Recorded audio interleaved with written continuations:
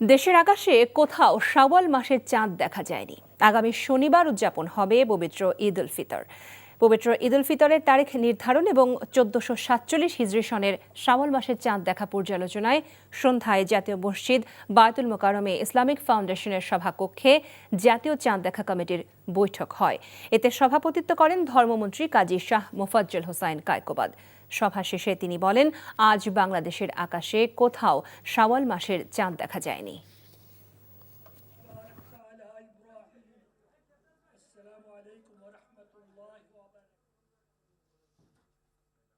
জাতীয় চাঁদ দেখা কমিটির সভা অনুষ্ঠিত হয়।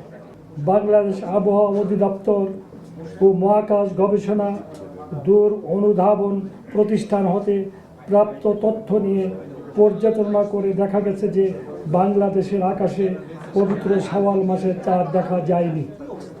আগামী 1 শাওয়াল 1447 হিজরি 7 চৈত্র 1432 বঙ্গাব্দ 21 মার্চ 2026 তারিখ শনিবার সারা দেশে পবিত্র ঈদ উল ফিতর অনুষ্ঠিত হবে ইনশাআল্লাহ।